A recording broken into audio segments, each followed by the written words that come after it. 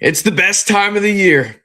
March Madness is officially here, and Texas Tech men's basketball will be a part of it. We're going to be just a few minutes away from the bracket reveal and see where Texas Tech men's basketball, Grant McCasland, Christian Anderson are still going to be hoping to make some noise. In honor of this today, we do have a little bit of a different setup here behind me for those that watch often, but had to wear the JT top end graphic tee.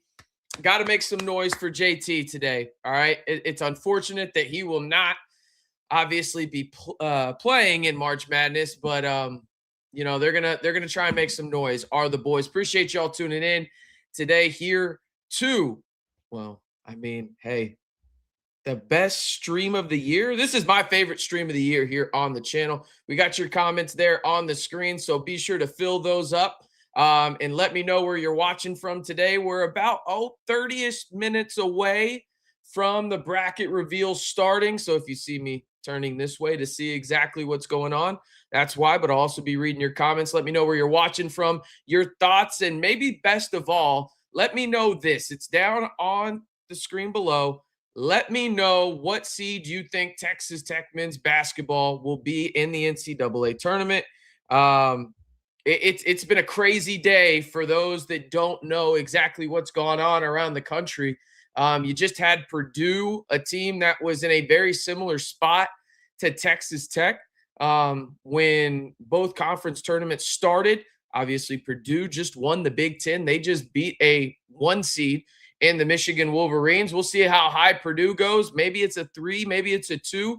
Nonetheless, they won the Big Ten tournament. Then you had Arkansas, who was on that 4-5 line, just like Texas Tech is projected to be right now. They went down to Nashville, and Coach Calipari and the Hogs won the SEC championship. Okay, so now Texas Tech, in terms of teams that were in a similar range to them heading into conference tournament week, it's changed a little bit. The good news is this: if you are a part of Red Raider Nation, if you paid attention to that game against Iowa State, where I'll keep it a buck, it was hard to pay attention to because Texas Tech really didn't play well, and I give a lot of credit to Iowa State. They had a revenge on their mind in that matchup, and it showed, right?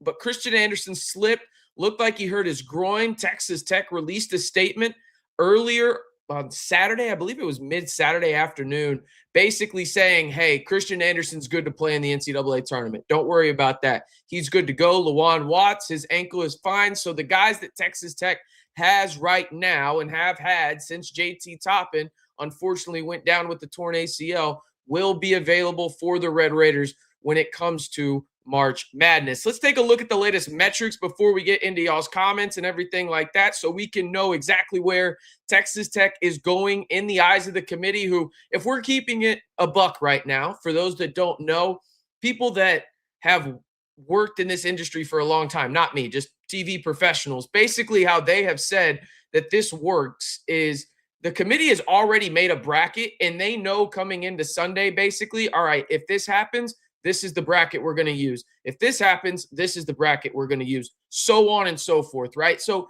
there's probably a pretty good idea of where Texas Tech is at. This is the metrics, though, for the Red Raiders coming in to today. You see it on your screen right there, the final Texas Tech men's basketball metrics update for me this year. You've got Bart Torvik with the Red Raiders at 13. You've got the net at 19. Ken Palm at 20, 12th offensive rating, 33rd defensive rating, 7 and 9 in the quad one. Q2, 3, and 4, you are 15 and 1. You have the second strength of schedule in the country, only behind Auburn, who is on the outside looking in, because when you lose 16 games in a season, you don't deserve to be in the NCAA tournament. Even if daddy's trying to pitch you on live TV, looking at you, Coach Pearl, just nasty stuff. Wouldn't expect anything less, though. Anyway, wins above bubble. You see that as 19th. So that's wins above bubble in the sense of there's a metric there. I'm not going to act like I understand how the math works because, again, I didn't go to Texas Tech for math. I went there for, well, sports management and public relations. Shout out to those two schools out in the great 806 today. And it looks like it's going to be a windy one. If the weather is anything like it is here in DFW out in the 806, I hope you're wearing a jacket, and I hope you're getting the dust out of places that it shouldn't be. I digress. Again, you've got the projected 5 seed for Texas Tech. That's kind of where I think a lot of people think that they are going to be, right? In terms of a lot of people in Red Raider Nation, we've seen the last 3 games. We know what's up, right? You have that Iowa State win. You go and lay an egg against TCU at home on senior night. You look like you just thought TCU was going to hand you that game. Instead, you basically solidify the Horned Frogs' opportunity to make the NCAA tournament. Then you go out to BYU and you play a really good game out there. You ran out of juice. And also, I just don't think you had enough depth, right, at the end of the day. And then the Iowa State game, you're not going to win games if you are Texas Tech, a team that is live and die by the 3 when you shoot 31% from 3. You're just not going to. You have to shoot close to your average or well above it if you are the Red Raiders. And their average is nearly 40% as a team. So we'll see exactly how everything goes down on that front. I do want to look at the latest brackets by ESPN, CBS Sports, and On3. So let's go ahead and look at those real quick as I get them on your screen right there. This is the latest ESPN one from this morning. You see it on your screen right there. The Red Raiders are a 5 seed. They were scheduled to play Gonzaga up in Portland, and this bracketology projection would hate that, despise it. In fact, if I have to use one word, then we move on to the CBS Sports one. Again, it would be in the South region. You would face Gonzaga as the 4 seed if you were to beat McNeese State. And this would also, once again, be in Portland. Then you go out and you would be in the West. This one, according to On3, you would be the 5 seed and you would face off against Vanderbilt. I don't know if Vanderbilt's going to be a 4 anymore with the way that they played in the SEC championship tournament, or the SEC tournament, I should say. We'll see exactly, but that's what the projections had the Red Raiders at coming into today. Okay, and I think things are going to change drastically, really up at the top part of this, just from the standpoint, again, Purdue, if you look at what they did this year, they were one of the teams coming into the Big Ten tournament where I don't think a lot of people knew what the hell they were, just from the standpoint of preseason number 1, clearly did not live up to expectations. Now they go win the Big Ten tournament. Are they going to rise as much as a 2 to the 2 line? We shall see. Texas Tech obviously not going to be there in terms of the 2 line, but I do think that they have a chance when it's all said and done to be the final 4 seed. How likely is that? Probably not likely. Really what it comes down to for me.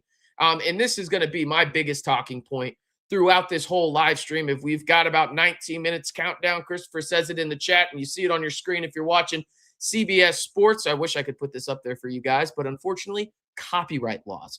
That being said, we got 19 minutes until then. When it comes down to the Red Raiders and what I think that this NCAA tournament comes down to for them, and obviously shooting is going to be a big part of it.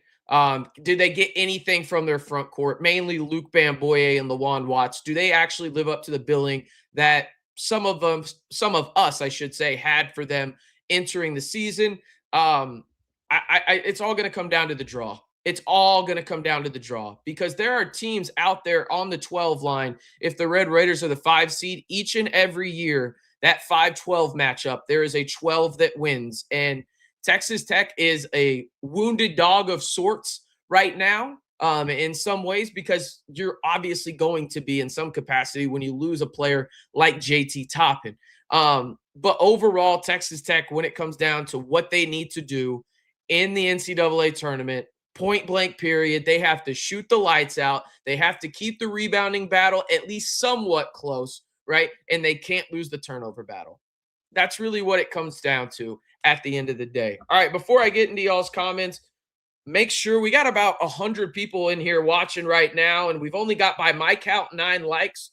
Let's get those numbers up. Be sure to like the video. We want to get as many Red Raiders in here as possible to go through instant reaction for everything Texas Tech men's basketball in the NCAA tournament. So be sure to like the video and let me know where you're watching from. Let's see who we got in the chat already. We've got T. Ferg. We got JDS12453. We've got O'Kona.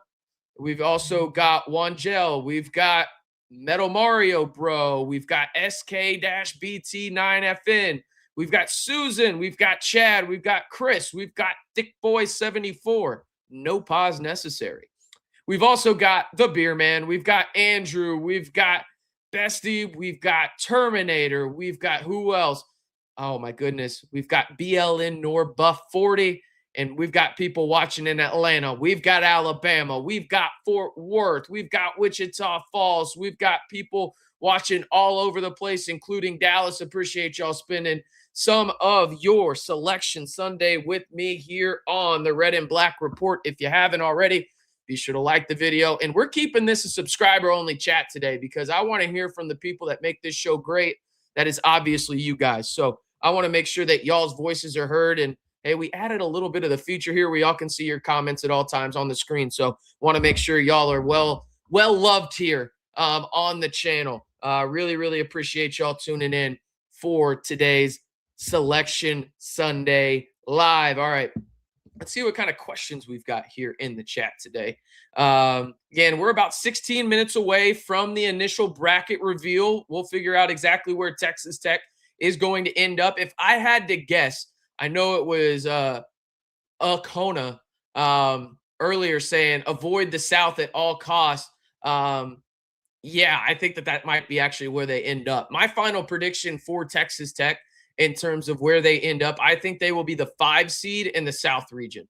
I think that's where they'll end up when it's all said and done, when we get this bracket here in the not too distant future. All right. We've got College Station in the building as well. Whoa, enemy territory. Love that. Austin, Texas as well. I'll be at the Jones watching with the team as a member of the band, and it's hype as fuck right now. Go Tech. Love that. Yeah, enjoy it, man. This is a lot of fun.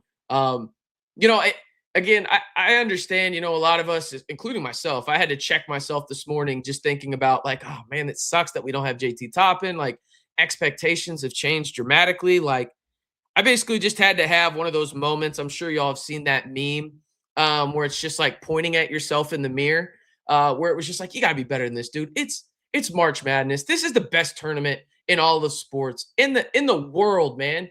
And your Texas Tech Red Raiders are going to be involved in it. You're going to be excited as hell come Thursday or Friday, whenever they are scheduled to play for that first round game, regardless of who they're going to play. Let's enjoy it. Not very many teams are getting to experience what Red Raider Nation is right now. You think about it. They made the college football playoff. They're making March Madness, both on the women's and the men's side of things, right? Shout out to Krista Gerlich, right? Making the NCAA tournament. Then you've got softball, one of the best teams in the country with the best player arguably ever in Najee Kennedy. I mean, it's an unbelievable time to be a Red Raider. And it's awesome right now. And you got Oberg as well right now, not having the greatest day at the players, but he is still out there and still trying to give it his all. Keep me updated on that, Jacob, in terms of watching from Colorado Springs, feeling bad for Ludwig in the final holes. Is he going to end up losing? I saw he was like +3. I hadn't kept up with it since we started the stream, but let me know. All right, let's see here. I saw an earlier question about, do we think JT Toppin returns next year? Let me see if I can find it. Or I hope JT Toppin returns next year. I think that happens. And this is no insider information. Not going to act like I'm one of those or anything like that. I'm going to say this, though. I do think that the best situation, at least from an outsider's point of view, I do not want to try and act like I know what's best for JT. That's not fair to me, to you guys, to anyone. What seemingly feels like the best option for JT Toppin is to sign a 2-year deal with Texas Tech, rehab completely back, next year, red shirt, right? Pay him a little bit of money just to focus on red shirting, right?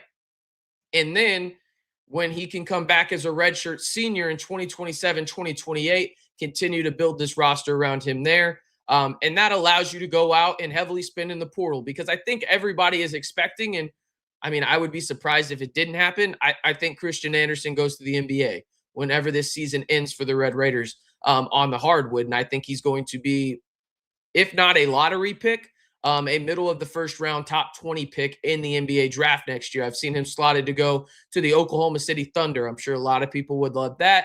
I've seen the lowest him projected to be is 30 to the Mavericks. And I think that's more of a pipe dream situation for me as a Mavs fan and just maybe all in general. So long-winded answer.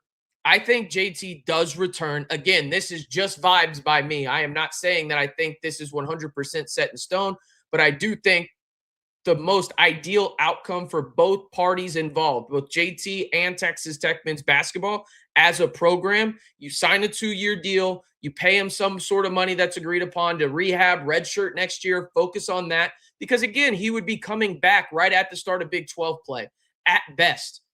That's not fair to him to just say, hey, hopefully you can figure this out during the toughest conference in America, right? Like, and your knee is clearly just trying to figure its way back, right? Like you're trying to figure your way out. I just don't think I just, it's just one of those deals where I think that that's the most likely scenario is they give him a 2-year deal. He's redshirts next year and he's back in 2027, 2028. I think that that's probably the most likely scenario. Oh man, Ludwig, that did not go well. That did not go well. Damn. What was your degree that you graduated with? Oh, I graduated with a sports management and a degree in public relations as well. 2 bachelor's degrees for me. So I had 5 years in Lubbock, but I guess I can tell my mom that I was at least, I got 2 pieces of paper out of it. So that's pretty cool. Beerman asked, who goes further, men or women? I will tell you without even seeing the women's one once I see the men's, because I need to see what the men's draw is, because I think there is legitimately scenarios. I think there's scenarios for Texas Tech where they lose in the first round. They're going to be a popular pick to be upset in the 5-12 if they are indeed a 5 seed. The Red Raiders will be that, I promise, on the men's side. But I could see them lose in the first round. I could also see them go to the second weekend. It really does depend on how well they shoot. Like it all comes down to that. Let's see. Men going further than the women. I think the Lady Raiders go further. I honestly, you know what? Just because I want great vibes, both of them are cutting down the nets, damn it. Both of them are cutting down the nets. You heard it here first, okay? How confident I am in that? Not very, but I'm going to keep vibes high today, ladies and gentlemen. I'm going to keep vibes high today. Both of them are winning the national titles. You heard it here first. Book it. All right. Who would you like to be our 1 seed on our side of the bracket, RC? Phenomenal question. I think that there's a couple of ways to go about this. So this is what I'll say. I want no part of Michigan because they have length. And, well, if you've watched 1 minute of Texas Tech men's basketball this year, you know that is the weakness of this roster. Even with JT Toppin, it was kind of a weakness, right? The team that I think in Arizona, I think they would want revenge kind of deal. I don't want any part of that as well. So when you look at the other options for the 1 seed that I think I would want to play most in terms of if Texas Tech shot like they could, okay, it's, Florida. I know that that's shocking to a lot of people. But yeah, I think it would be Florida. I think Florida is the team that I would want to play most. But yeah. Do you think if Texas Tech had the same record, but JT was healthy, their seed would go up? Yeah. Yeah, I do. I do. I think Texas Tech would be a 4 seed if they had JT Toppin. He's a seed line changer, in my opinion. He's the 2nd best player in America. I don't know. Call me biased on that front. I think he's the 2nd best player in America, behind Cam Boozer, who will win National Player of the Year. JT was the only player in the country really giving him a fight for that before the ACL tear. Let's see. Christian Anderson comes back to college and learns how to attack downhill like all NBA guards need. I mean, he knows how to attack downhill. It's just the fact that Christian Anderson it's a blessing and a curse in this regard, okay? This is not a shot at him by any stretch of the imagination. In fact, it's more of a testament to his skill in this respective way. He's the best off the bounce shooter I've ever seen in college basketball. Like, he doesn't have to get downhill because he knows if he gets in rhythm on the perimeter off the bounce, he's got you right where he wants him. And yeah, he can get downhill. He can be more assertive at times. I think even if he were to look at his film, he would probably say that. But also, he has a skill that nobody else in the country has, which is, I mean, like, elite is underselling how great of a shooter off the bounce Christian Anderson is. He is unbelievable. The only guy that I even vividly remember off the bounce that was as good as him shooting the basketball was Jimmer Fredette. Like, truthfully, that's it. He is that good off the bounce. It is otherworldly how good he is at that. Let's see. RC, I know this is a sensitive topic, but last year I feel like D5 was an important factor to carrying us deep in the tournament. Who do you think? Well, you're not going to like my answer. I'll give the yeah, I'll give y'all one opportunity to know who it has to be for Texas Tech in order for this to happen. A deep tournament run. Who has to step up their game? You're not going to like the answer, but I'm telling you, it's the right answer. And yep, somebody already got it. It's Lawan Watts. I'm not saying it's going to happen, but it has to be him. Like, it has to be. Like, it has to be him. If it's not, if Lawan Watts, he doesn't even have to play D5 level, okay? But just D5 year 2 level, okay? But if Lawan Watts plays up to the caliber of what I thought he would coming into this season, which is year 1 D5 at Texas Tech can make it to the second weekend. He can. He can make it to the second weekend, okay? Has he been disappointing this season? Yes. Let's just keep it a buck, right? And I know I am the Lawan Watts truther, but I'm going to keep it a buck with you guys. Like, he has been disappointing, especially around the rim. He shot 37% 3 feet or closer. He's been disappointing. Let's call a spade, all right? But at the same time, if you want to make the second weekend of the NCAA tournament, and again, the question was, D5 was the guy that helped you get there last year in terms of being that second star. And now you've clearly got your best star, or your only star right now, since JT's out with the torn ACL. It has to be Lawan Watts, right? Because you know what you're getting from Christian Anderson. You know what you're getting from Donovan Atwell. You know what you're getting from Jalen Petty. You have no clue on God's green earth what the hell you're getting from Lawan Watts each and every night. It is the roller coaster of all roller coasters, and I am scared shitless every night.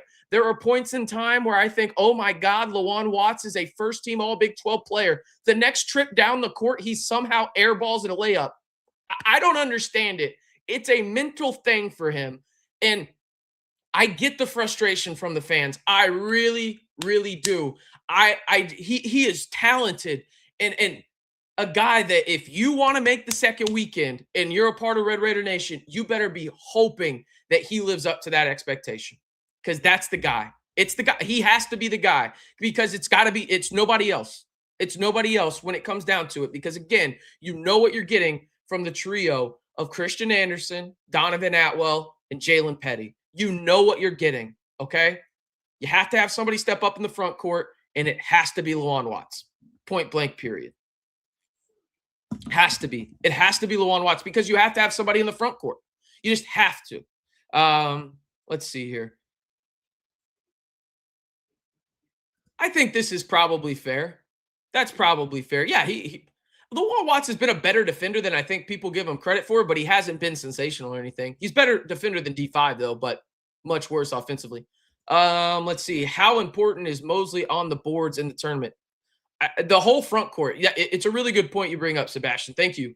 I should be including Josiah Mosley in the front court as well, because I know I've been talking about Luke Bamboye. I know I've been talking about Lawan Watts. Josiah Mosley needs to be up there as well.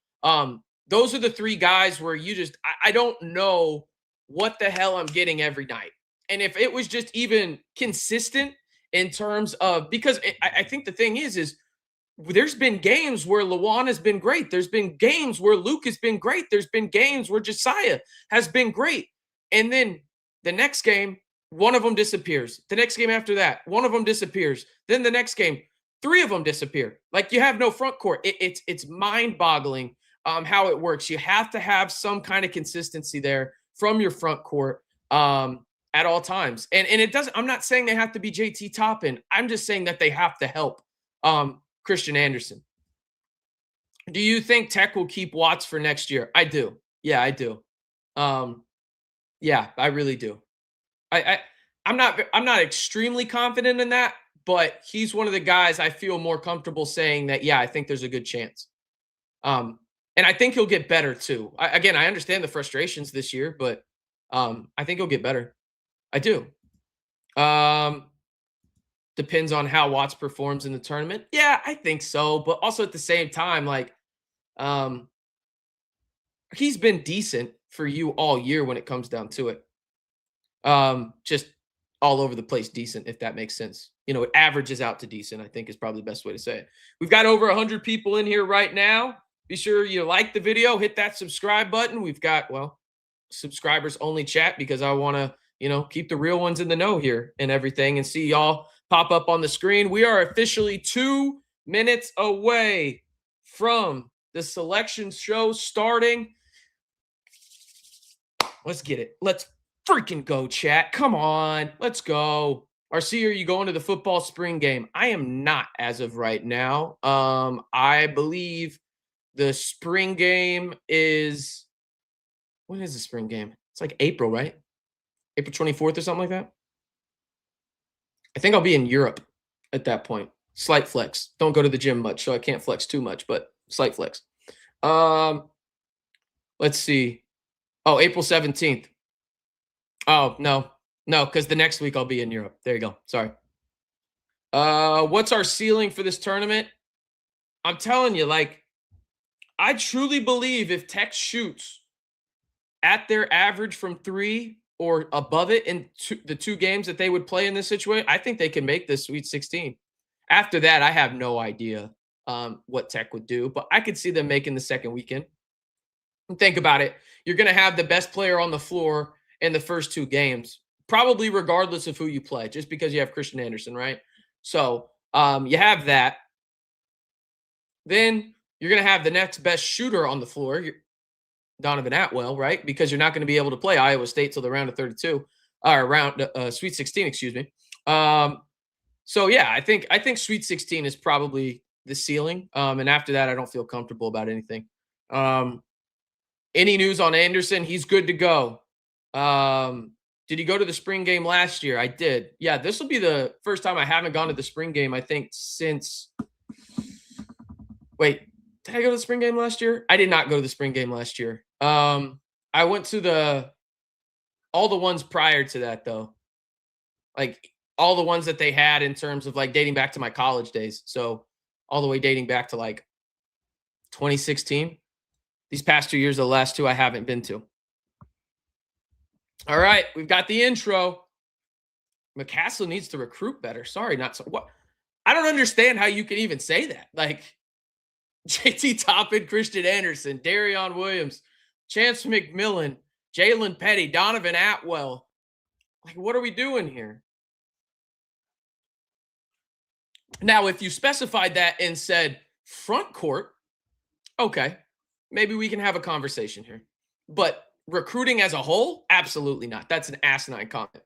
Transfers have been phenomenal. What are we talking about? Come on, man. Let's look at this and not just like, let's not try to be too hypercritical here. Look at this thing. Texas Tech has one of the highest hit rates in America for any program when it comes to hitting on transfers in the portal. That's a fact. That's just a fact. So that's probably not the hill to die on. Here we go. And no surprise, Duke is the #1 overall seed. Let's see if the Red Raiders are in the Blue Devils region. It will be the East region. We've got Duke as the #1 overall seed. They'll play on Thursday in Greenville, South Carolina. They'll play Siena, who will the 8 and 9 be out in Greenville, South Carolina. Texas Tech could go to San Diego. This could happen for the Red Raiders. As a 5 seed, you really don't have much pool anywhere. Ohio State is in as an 8. No surprise there. Cool to see Bruce Thornton get in. That's dope. Leading scorer all time for the Buckeyes. Never made the NCAA tournament. He gets to make it in his final season. They'll be playing TCU as a 9. That's good for the Red Raiders. That means they may teeter on that 4-5 line. St. John's is a 5. Oh, buddy, that does not help the Red Raiders. Okay. Wow. Okay. I did not see that one coming. I thought St. John's, after winning the Big East, I thought they would be a 4 seed. Okay. Okay. 12, Northern Iowa. The Red Raiders do miss Northern Iowa. That is very good. I wanted to avoid them as a 12 seed because they seemingly always make noise. This is on CBS. Be sure to just turn this on your TV. And then, hey, watch me on your phone. There we go. Let's keep the chat going. Fridays, the 4 seed out east are the Jayhawks in Kansas. So, yeah, Texas Tech's going to be a 5 seed, I think, at this point. Who's the 13 seed out in San Diego facing Bill Self? Cal Baptist. Okay. That was a fun. I don't know if y'all saw that at the end of that Cal Baptist game. That was tough. A tough way to lose. The opposing team had a dunk at the very end with 3 seconds left and missed it. Wasp, you're comparing Grant McCasland to the greatest recruiter in college basketball history. Dude, your argument doesn't hold much weight, my guy. It doesn't hold much weight. All right, Michigan State is a 3. Louisville's a 6. Okay. Okay, so if Louisville's a 6, Texas Tech should be a 5. North Dakota State gets the 14 seed. It's an all-green matchup up in Buffalo between the Spartans and Bison. So Texas Tech not in the East. That's understandable. Let's see. 7 seed. This might tell us a little bit as well. UCLA. Okay. I mean, does Tech drop down to a 6? No, they don't.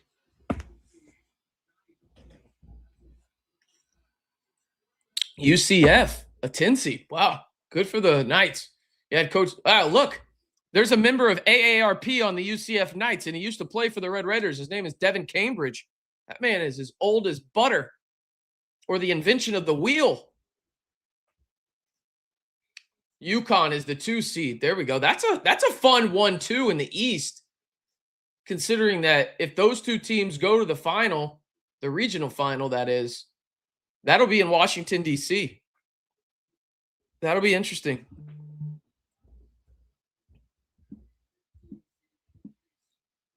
Furman gets in there as well. All right, so that's the East region. Let me go ahead and get that on your screen for you guys real quick. We can run through it.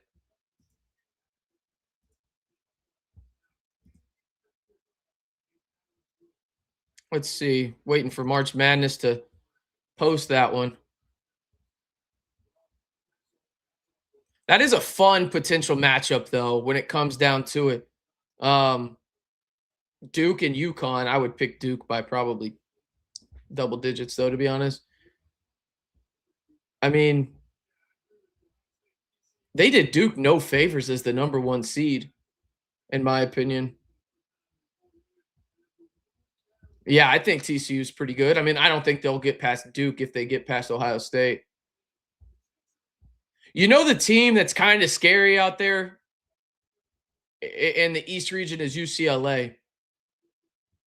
UCLA could do some damage out there, especially if Donovan Dent's healthy. They have time to prepare and everything like that. I guess if you're Mick Cronin, he's got to travel to the East Coast again, and they haven't been great there, but they could make some damage. And then Louisville, if you get Michael Brown back, they could do some damage as well. I could see Louisville beating Michigan State and making it to the Sweet 16. But, yeah, that's a pretty loaded bracket. Multiple blue blood programs. You got Duke, UConn, UCLA, Kansas in there as well. That's a pretty big bracket right there in terms of just, man. Yeah, that one's loaded. All right, so Texas Tech will not be in the East. We know that right now. Let's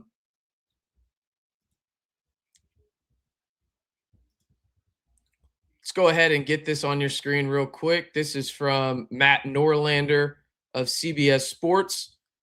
I'll get the graphic when they actually have it up on the March Madness Twitter page here in a second, but this is what the East region looks like. You got Duke as the 1 seed, Kansas as the 4, St. John's as the 5, Ohio State and TCU will face off as the 8-9. You move on down in the bracket. Louisville is the 6, Michigan State the 3, UCLA 7 with UConn as the 2 seed. So you look at that and you think, okay, again, multiple blue blood programs. They did not do Duke any favors as the number 1 overall seed, in my opinion. And maybe they did that because Duke wanted to stay out east, but damn, that is a tough bracket. Again, UConn could win a national title, in my opinion. I think Michigan State could as well. Maybe Kansas. I don't know. I just don't count out Bill Self. Call me crazy on that front, but that is a tough bracket. All things considered, for the East, and the number 1 team out in the tournament, in the Duke Blue Devils.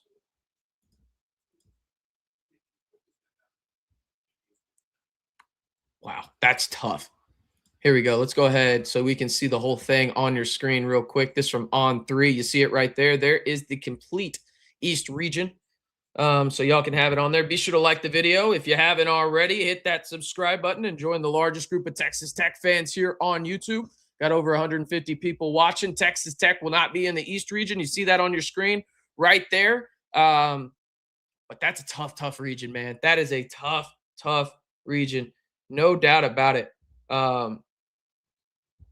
Yeah, man, that's incredibly tough. Who do I got winning, cutting down the nets? Let me see the bracket, obviously, but this is going to sound weird what I'm about to say, but stick with me. I think we're going to see quite a few upsets early on in the NCAA tournament, but once we get to the second weekend, I think it turns pretty chalky. In terms of, I don't think you see like a Duke lose to Ohio State or TCU, whichever one they play in the round of 32. I don't think you see UConn lose, even though I just said things about UCLA, right? Like, I think it gets pretty chalky the later we go on. I'm not saying all 4 ones will make the Final Four like they did last year, but I do think that there's a lot of really high-end teams that I would be surprised if they did not make it deep into the tournament. All right, the show is about to go on. Here we go again. Be sure to like the video, hit that subscribe button. We got 200 people in here, and I think we only have 46 likes. Let's boost up those numbers. Here we go. Arizona is the 1 seed. I assume this is the West region if they're the number 2 overall seed. Yeah, I would assume this is the West region. They haven't shown it on the screen yet. Yep, it is indeed the West region. They will start out in San Diego. This could be Tech. There's been quite a few bracketology mocks sending the Red Raiders out west, playing on Thursday in Portland. We'll see exactly if that happens. But here we go. They'll play the Sharks, the Wildcats of Arizona. The Sharks of Long Island out in San Diego. They will travel the length of the country in that one. The 8 is Villanova. Oh, that's interesting. Villanova is the 8 seed out west. The 9 seed, Utah State. Speaking of blue bloods, you got Villanova and Arizona. I think that Villanova and Arizona could be a really fun matchup in the round of 32. Are the Red Raiders the 4 seed out west, or the 5 seed, excuse me? Here we go. Thursday, the 5 seed out west in Portland is Wisconsin. The Red Raiders are not the 5 seed in this region. The Badgers from Madison will be the 5 seed. The 12 seed taking on the Badgers. High Point. Okay, that's big. I didn't want to play High Point. I did not want to play High Point. Some people will call me crazy. High Point, yeah, that's a program down there in the Big South. Yeah, back-to-back Big South champions. They play basketball at a really high level at High Point. Actually, funny enough, the alma mater of Tubby Smith. It's where he had his last coaching job before he inevitably retired. Who's the 4 seed out in Portland? Arkansas. Okay, I thought maybe they would go a little bit higher. They did not. After winning the SEC tournament, they are the 4 seed out west, and they are facing Hawaii. That is fun. That is a fun matchup. Also, hoping everyone is staying safe out there on the island. I was out there a few weeks ago. It is a serious situation out in Hawaii for those that don't know. BYU is a 6. Okay. Okay, hold on a second. BYU is a 6? Could Texas Tech be a 4? Whoa! Texas versus NC State. It's a hate watch for Red Raider Nation, somewhat. Obviously, the Longhorns, and then D5, whatever your stance are on that. It'll be the Longhorns versus the Wolfpack up in Dayton. Interesting. Interesting. Gonzaga is the 3 up in Portland. That's damn near a home game for them. Just drive down basically 30 minutes before tip-off from Spokane. I'm slightly exaggerating, but only slightly. They'll face off against the State Owls. Kennesaw State Owls. Who's the 7 seed? Also, I can't get over. BYU's the 6? Could Tech be a 4?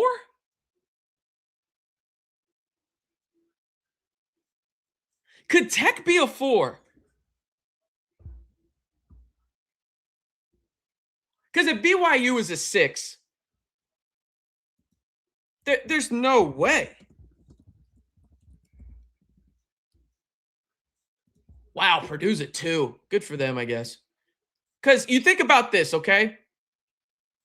If BYU is a 6, they won 9 games in the Big 12 this year. Texas Tech won 12.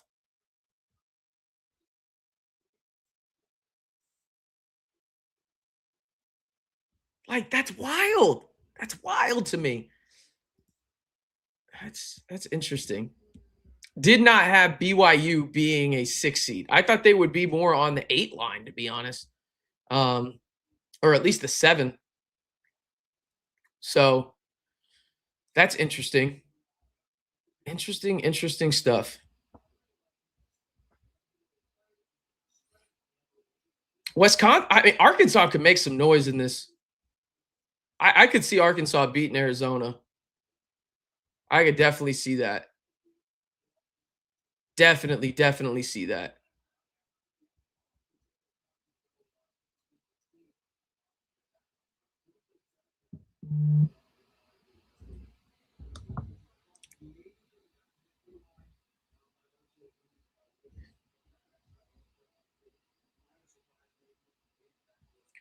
Damn, the committee really thought high of Purdue.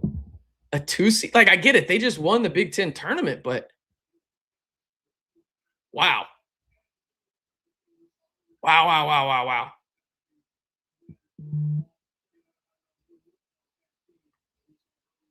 Yeah, I mean, that's a pretty good draw for Arkansas, to be honest with you.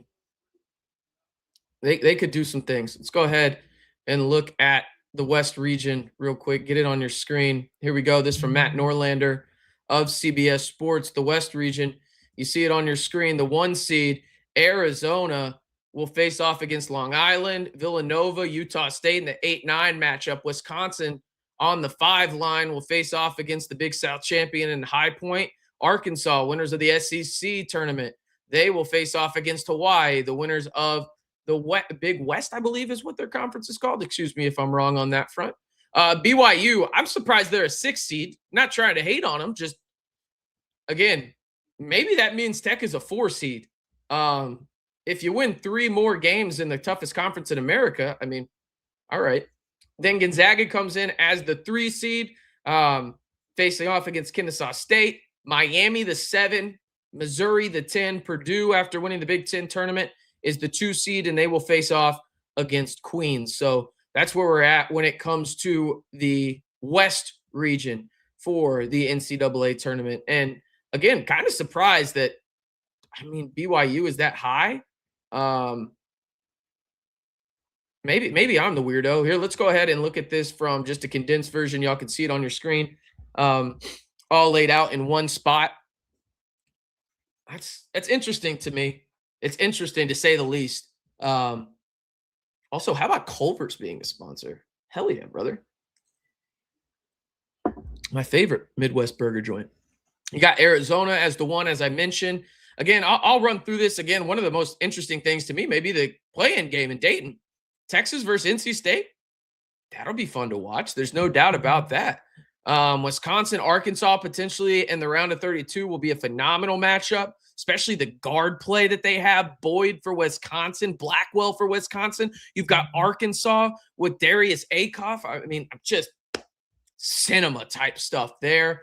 And then Miami, Missouri is an interesting game as well. Coach Lucas in his first year down there in Coral Gables has surprised a lot of people.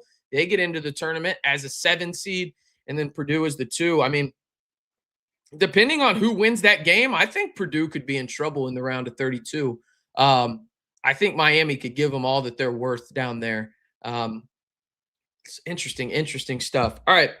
One more time. We got 200 people in here. One more time. I'm going to ask again later. I promise. We got almost 200 people in here and only 55 likes. Be sure to like the video and hit that subscribe button to join the largest group of Texas Tech fans on YouTube. We've got plenty of content coming your way for this week for the Red Raiders.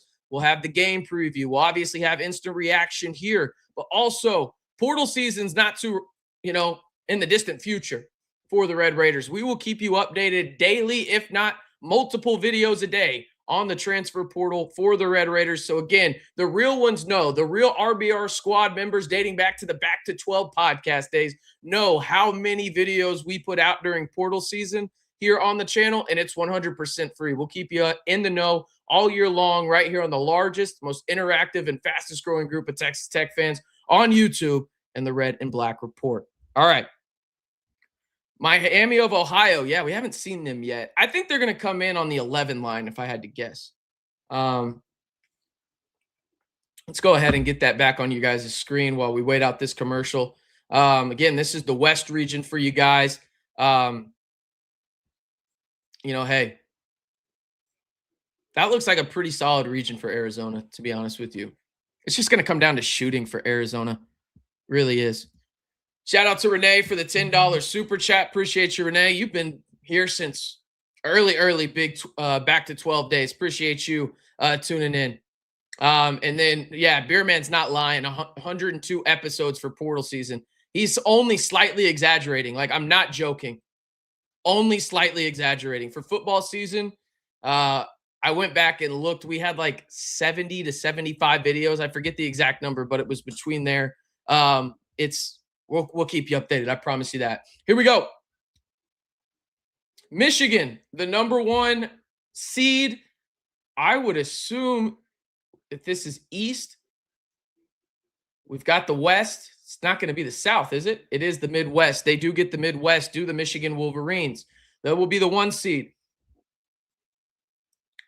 So looking at it right here, Texas Tech, if they were to be the 4 or the 5 seed in the Midwest, they would play on Friday in Tampa. Let's see exactly what we got here.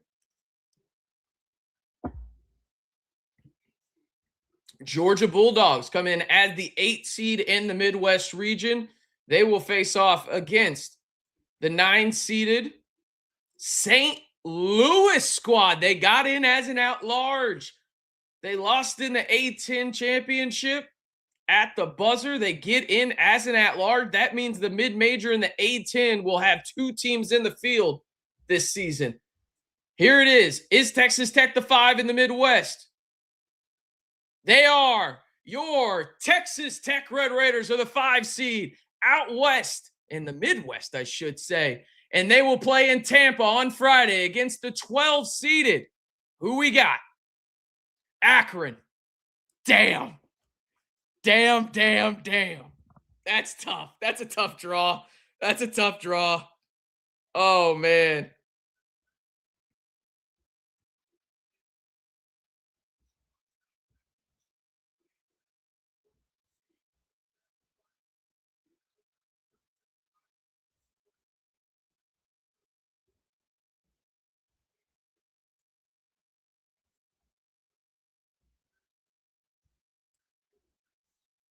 That's tough. That's a tough draw. I'm just going to keep it a buck. That is a tough draw, man. Damn, Akron. All right. Let's start looking at them, shall we? Let's find Akron over on KenPom. All right. So right now, when you look at Akron on KenPom, they are 64th on KenPom. They are the winners of the MAC. They played in the MAC. I believe they won the MAC, right? Didn't they win the MAC title? Yeah, they won the MAC title. And when I say MAC title, I mean the conference tournament. Yeah, they've got some hoopers on this team, man. They've got some hoopers. Do they shoot it well from deep? 38%. Woof. Okay, that's going to be tough. All right. I haven't even paid attention to the rest of the draw. Who was it? Tennessee's the 6. Miami of Ohio's a play-in. They're a play-in. Is Bama the 4? I didn't see who the 4 was. That's on me. Apologies.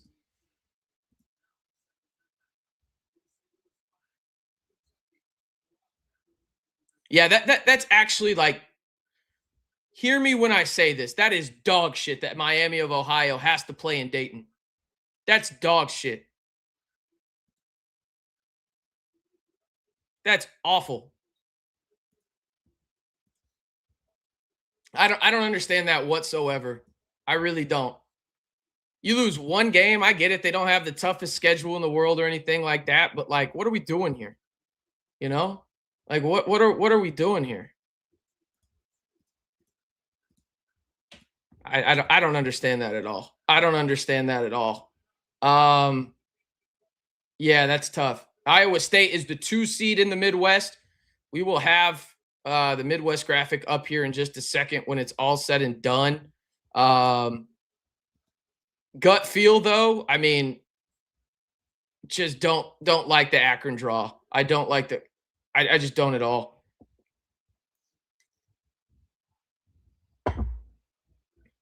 Tennessee State will be the 15. Santa Clara the 10. Okay. So Alabama's the 4 seed that Texas Tech. That's a good matchup. That's a good matchup for Texas Tech if they can get past Akron. Because here's the deal. We're talking about a team in Alabama, right? Alabama's a good team. Don't get me wrong. They're great offensively. They're 3rd on KenPom offensively. They are 67th defensively. Okay. So it's going to be a first to 100 type game between the two. And that's the type of game Texas Tech can really compete in because they can play elite offensive basketball. So if Texas Tech beats Akron, right, you have a shot against Alabama. I really do.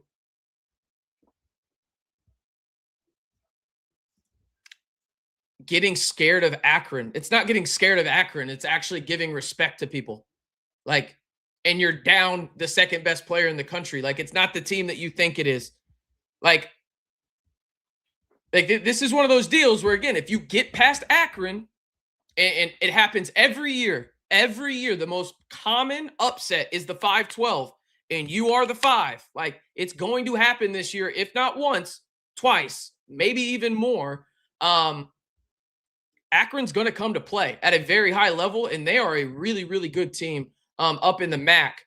Again, that was the team that they didn't beat Miami of Ohio in the MAC tournament, but they were the ones that went and won the MAC tournament. So there you go. So Akron's a really fucking good basketball team, man. Not disrespecting Texas Tech at all. It's giving credit where credit's due. You can have it both ways. There's no doubt about it. Okay. So let's see if we can get this bracket up on your screen. It's one of those deals where when I look at it again, should Tech win the game against Akron? Absolutely. Absolutely they should. But man, that 5-12 matchup is scary, man. And they are really good at shooting the basketball, is Akron. Let's go ahead and get some stats on your screen real quick. This is from Ryan Mainville. Let's go ahead and zoom in on this for you guys. Some quick Akron hits. There you go. 8th in D1 in effective field goal percentage. 14th in D1 shooting from deep. 12th in D1 shooting 2-pointers this year. I mean, average height, they're not very tall. They don't have any traditional bigs, so that could play well for a guy like Lawan Watson, Josiah Mosley, right? So that's big. for Texas Tech in that regard. So you have that. But again, that's one of those deals, man, where you better respect that. You got to respect the 5-12 matchup. You have to do it. Because you will get absolutely just, yeah. All right, here we go. Let's go ahead and get this region out real quick for you guys. You see it right there. All right, it's on your screen, the Midwest. Let's see. We got Michigan as the 1. Okay. I mentioned earlier, like, hey, I did not want to be in Michigan's region. Here we are. That's not ideal, right? You play on Friday down in Tampa against Akron. Okay. So you've got that matchup. I would assume since you're on the East Coast, you're probably playing early in the day. Also, hold on real quick. Is that real? Did they say on the broadcast that Miami of Ohio got the last team in the tournament? What the? That's just, golly, what a joke. Anyway, sorry. Okay. Michigan, the 1 seed, Georgia, the 8, St. Louis, the 9, Texas Tech, the 5. So you more than likely, if Texas Tech was going to get to the second weekend, they would play Michigan, and that would be nightmare fuel for me personally. The matchup with Akron, it's going to be against 2 teams that really shoot the ball well. We'll discuss it a little bit further here in just a second. The matchup against Alabama, potentially in the round of 32, I bet you Alabama's favored, but that matchup plays well for Texas Tech. Like, they do have traditional size, does Nate Oates in the Crimson Tide, but they don't play defense at a very high level. Again, 67th on KenPom defensively. From a metric standpoint, they like to run and gun, and Texas Tech is more than capable of playing that type of offense if they need to, right? You look at Tennessee being the 6, Miami of Ohio against SMU. I don't know who to pick there. Virginia is the 3. Okay. Kentucky, the 7. Santa Clara is the 10. Iowa State as the 2. 15 seed is Tennessee State. Overall, I think that's a pretty solid draw for the Red Raiders, considering how you've kind of spiraled the past 3 games, if we're being honest about it, right? You spiraled a little bit. Wow, and Florida got the last 1 seed. There you go. But you've spiraled, and you're facing a team now in Akron, as we'll do a full game preview here on the channel. But let's look initially at the players you need to know for Akron. They are on your screen right now. Here you go. You've got Johnson, you've got Lyles, you've got Scott. They've had 4 players averaging more than double figures in this one. You go and look at their percentages, and they're shooting damn near 38% from 3. They shoot it really well. Their 2 leading scorers shoot north of 37%. They've got Scott, who shoots 42%. That's their probably Donovan Atwell in a lot of ways. The big thing for Akron, though, in this Texas Tech matchup, and while I'm saying I don't like the matchup, okay, but it is probably one of the more favorable ones, if there is a favorable matchup you can have in the 5-12 situation, right, for Texas Tech, is the fact that Akron does not have a lot of size. They just don't. And so that could be a big, big time play for the Red Raiders. So Vanderbilt's a 5 as well. They'll face off against McNeese. Clemson and Iowa get the 8 or the 8-9 in the South, with the Florida as the 1 seed. The 4 seed out South will be the Nebraska Cornhuskers. There you go. Hopefully they can win their first conference or NCAA tournament game in program history. One of the few programs that has never won a NCAA tournament game. So there you go. For Texas Tech, though, again, when you look at this, you have the Akron side of things where they don't have a ton of height. That's all right.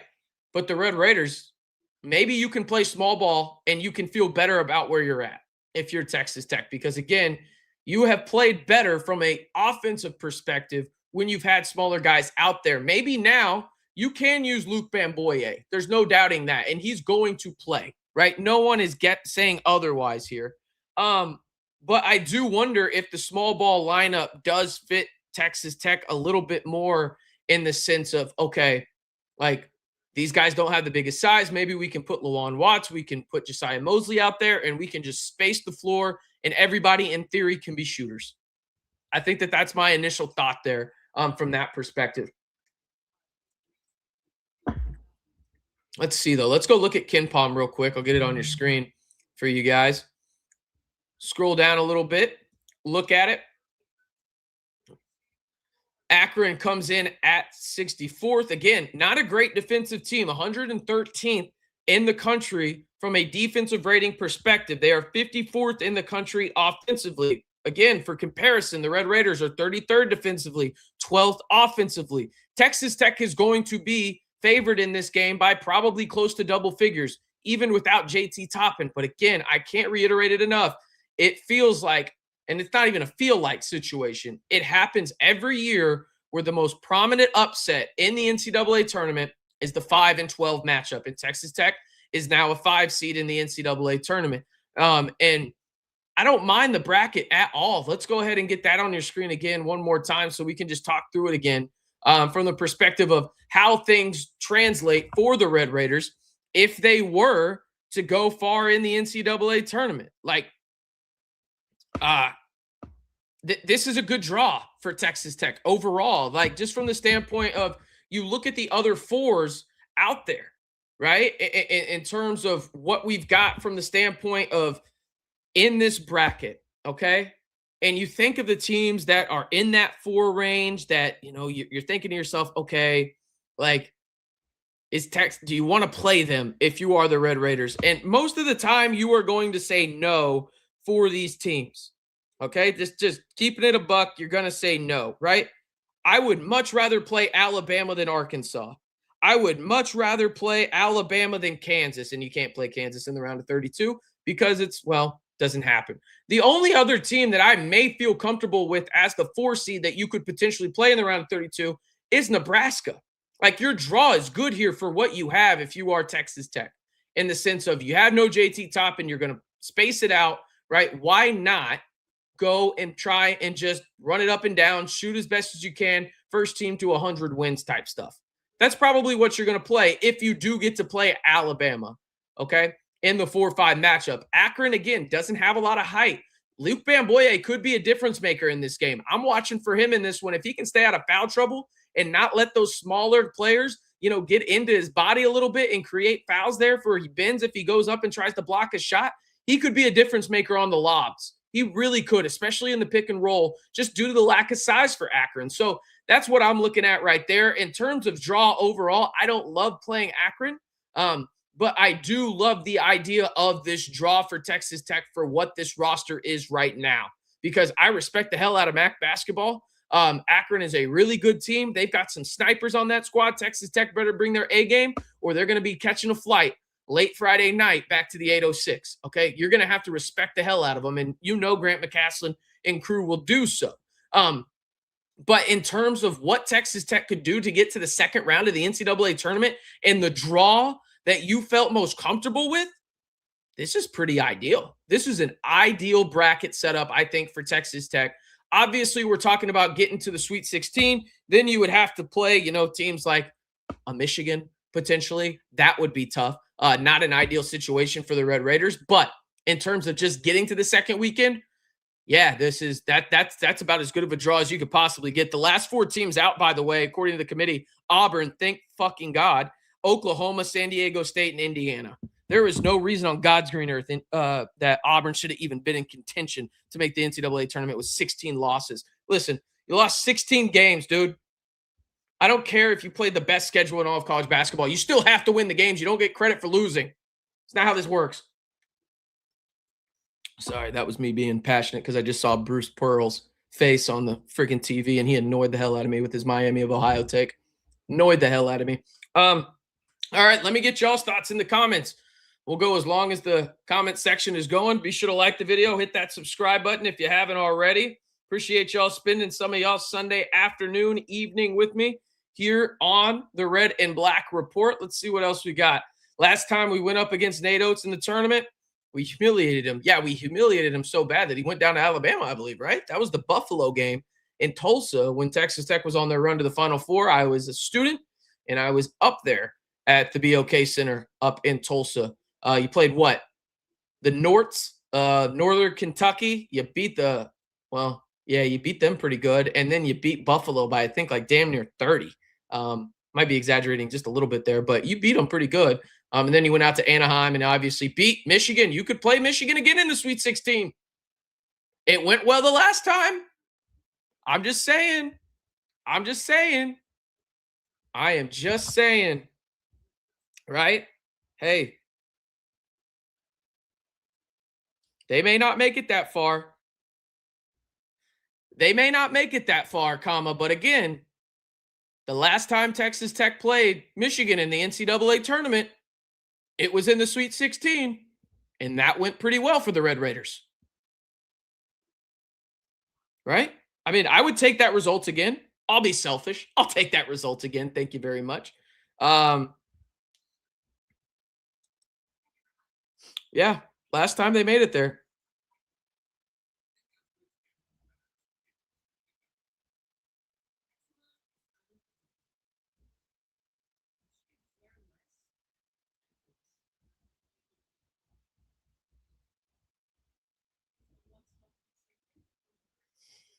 Let me know how y'all are feeling, though. I'm trying to get vibes from the group chat here as well. Let me know in the chat how we're going in terms of everything. How do y'all feel?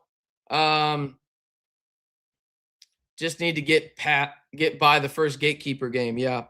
Um,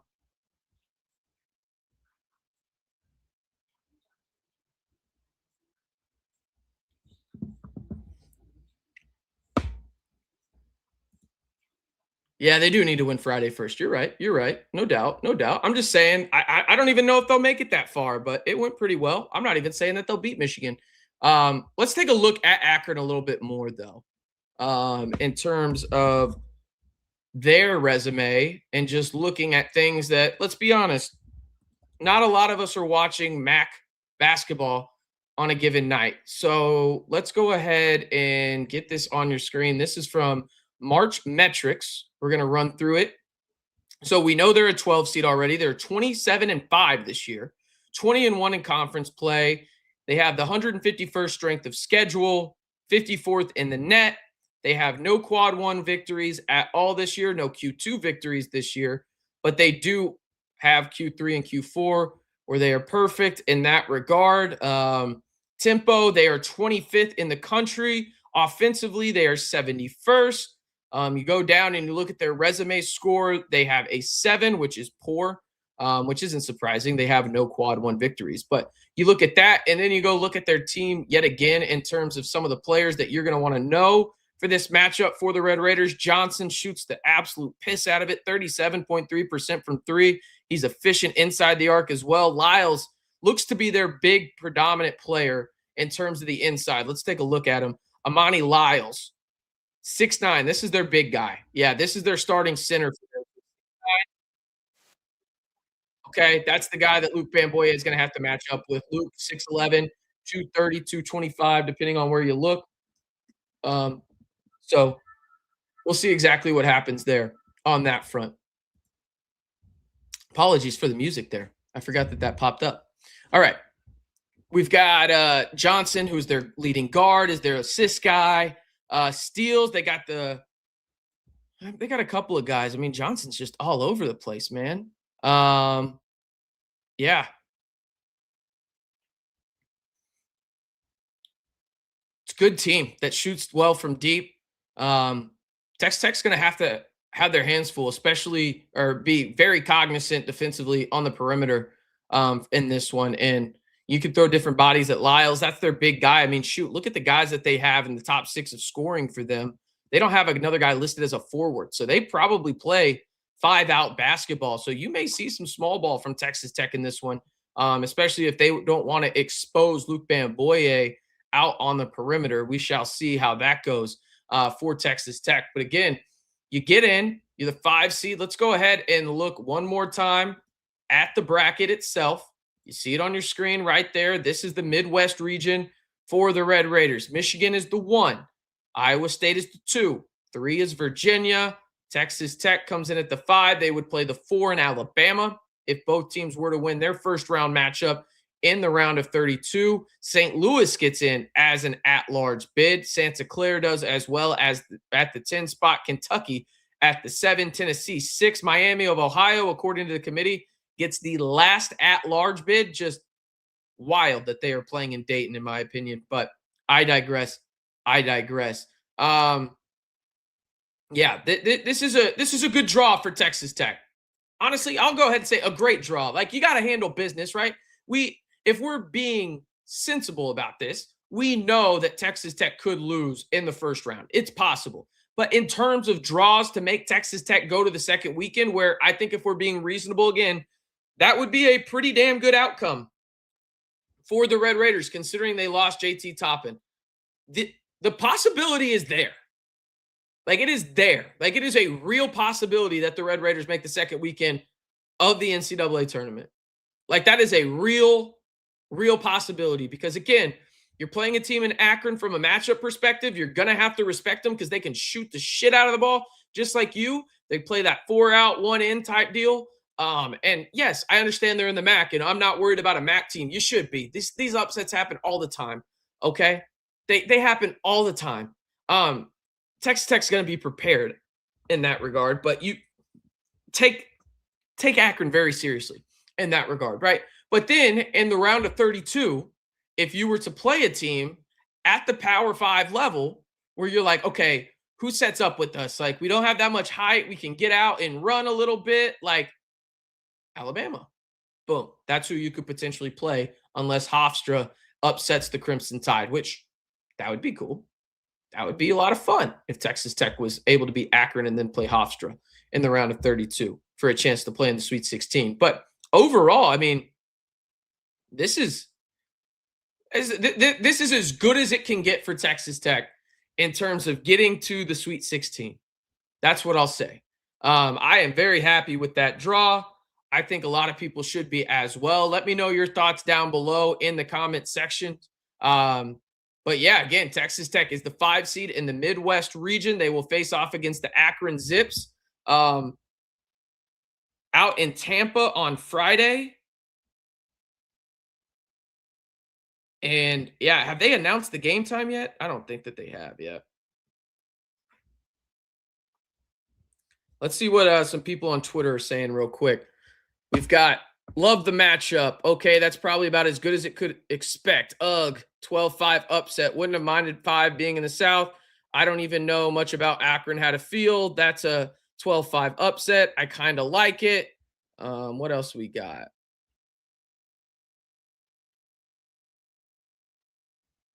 Yeah. Tickets will go on sale on the NCAA tournament website eventually. That's where you can get them. I really like this matchup, though, for Texas Tech. Like, all things considered, looking at that Midwest region, that's a good outcome for the Red Raiders.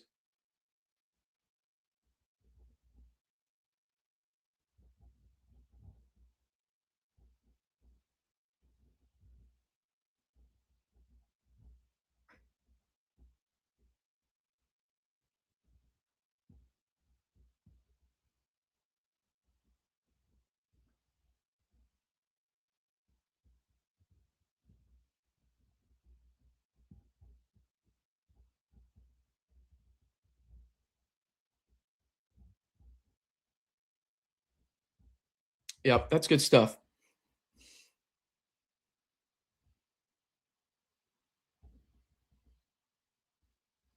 Cool. All right, let me know.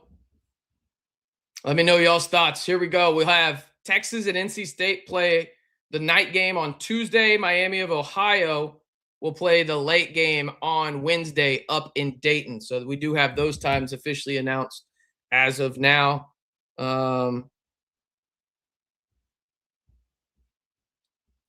Yeah, that's a. The more I look at it, the more I like the bracket for the Red Raiders. Again, my expectation is not the Final Four anymore. If it was JT Toppin, I don't think we'd be talking about them as a 5 seed.